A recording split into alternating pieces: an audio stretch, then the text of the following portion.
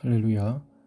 푸른 초장과 실만한 물가로 인도하시는 선한 목자 되신 주님과 동행하는 복되고 힘있는 날이 되시기를 축복합니다.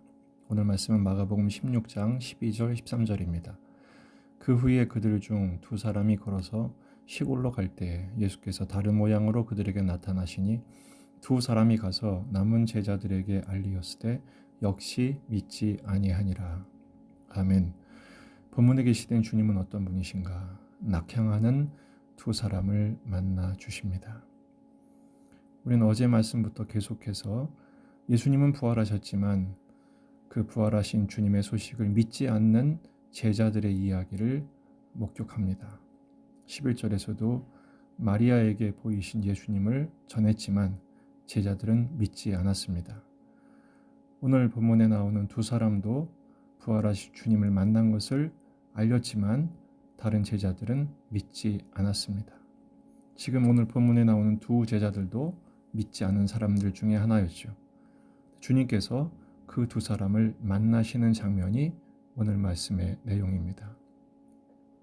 두 사람은 시골로 갔다고 했습니다. 누가복음 24장에서는 그 시골을 엠마오로 이야기하죠. 예루살렘에서 엠마오까지 20올이나 됩니다. 이들은 왜 낙향하고 있을까요? 낙심과 실망으로 슬픔에 잠겼기 때문입니다. 자기들이 기대했던 예수님과는 메시아와는 너무 다른 예수님의 모습, 그의 죽으심에 크게 실망했던 것이죠. 물론 그들은 부활의 소식을 들었습니다. 하지만 믿지 않았습니다. 왜냐하면 자기들이 만나지 않았기 때문입니다. 우리가 신앙생활을 하다가도 낙심이 찾아오고 실망과 슬픔에 잠기는 이유가 무엇입니까? 부활하신 주님을 만나지 못했기 때문입니다. 그래서 예수님께서는 지금 오늘 말씀을 통해 두 사람을 찾아가 주십니다. 그런데 특이한 것은 예수께서 다른 모양으로 그들에게 나타나셨다 이렇게 말씀하고 있습니다. 왜 다른 모습으로 그들에게 나타나셨을까요? 보여줘도 믿지 않기 때문입니다. 누가복음에서는 그들이 눈이 가려서 알아보지 못했다 이렇게 설명해 줍니다. 그때 예수님께서 이들의 눈을 어떻게 열어주시는가? 첫째, 말씀으로 설명하십니다. 누가복음 24장 25절에서 27절을 보면 이르시되 미련하고 선지자들이 말한 모든 것을 마음에 더디 믿는 자들이여 그리스도가 이런 고난을 받고 자기의 영광에 들어가야 할 것이 아니냐 하시고 이에 모세와 모든 선지자들의 글로 시작하여 모든 성경에 쓴 바 자기에 관한 것을 자세히 설명하시니라. 구약 성경에 예언된 메시아 예수님에 대한 말씀을 자세히 해석하여 풀어주십니다. 말씀에는 능력이 있습니다. 시든 영혼을 소생케 하고 낙심한 사람에게 소망을 주는 능력이죠. 풀은 마르고 꽃은 시들지만 주의 말씀은 영원합니다. 그 말씀의 능력이 오늘 우리 가운데 임하시기를 축복합니다. 두 번째는 성찬을 나누어 주십니다. 떡을 가지사 축사하시고 떼어 주셨죠. 그 순간 제자들의 눈이 밝아져서 예수님을 알아보게 됩니다. 물론 그때 예수님은 보이지 아니하셨습니다. 그때 제자들이 누가복음 24장 32절에서 서로 이렇게 고백합니다. 그들이 서로 말하되 길에서 우리에게 말씀하시고 우리에게 성경을 풀어주실 때 우리 속에서 마음이 뜨겁지 아니하더냐. 뜨겁단 말은 불타오르다라는 뜻입니다. 시들어 죽어갔던 그 영혼들이 하나님의 말씀을 받을 때 그 마음에 다시 불이 타오르게 된 것이죠. 그래서 이 낙심했던 낙향하던 제자들이 부활의 증인으로 변모합니다. 누가복음 24장 33절에서 곧 그때로 일어나 예루살렘으로 돌아갔다 이렇게 설명하고 있습니다. 예루살렘이 어디입니까? 방금 떠나온 곳이죠. 군병들이 기다리고 군중들이 아직도 위세가 등등한 그런 곳, 위험한 곳입니다.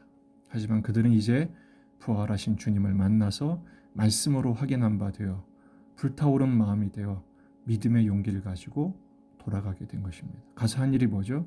길에서 된 일, 예수님의 떡 떼어주심을 그로 인해 알아보게 된 것을 증언합니다.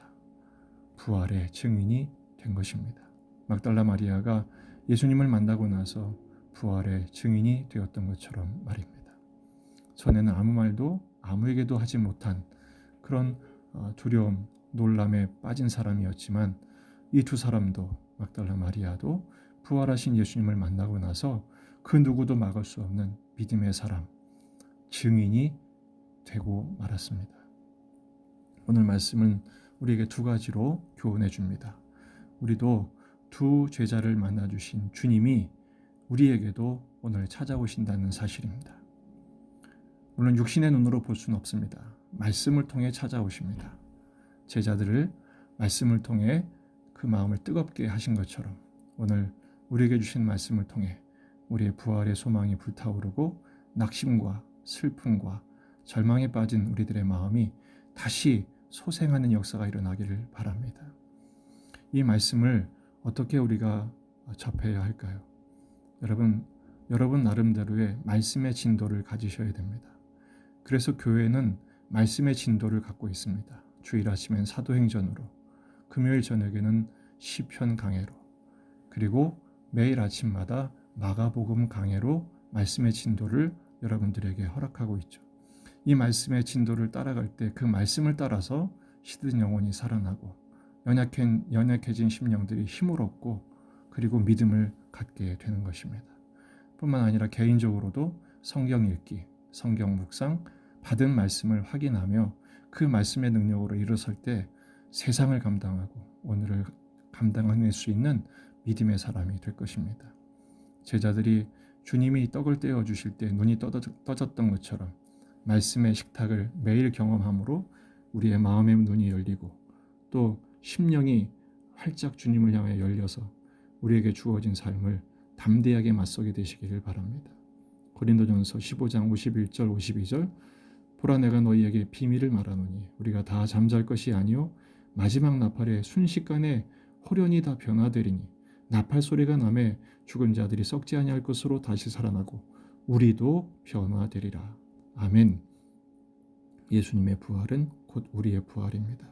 그 부활하신 주님이 오늘 우리와 함께 계십니다. 그리고 낙심한 두 제자들을 만나주신 것처럼 오늘 우리에게 말씀을 통해 찾아오실 것입니다. 그리고 우리와 동행해 주실 것입니다. 그 주님과 보폭을 같이 하면서 그 주님의 말씀의 능력으로 다시 일어서기를 바랍니다.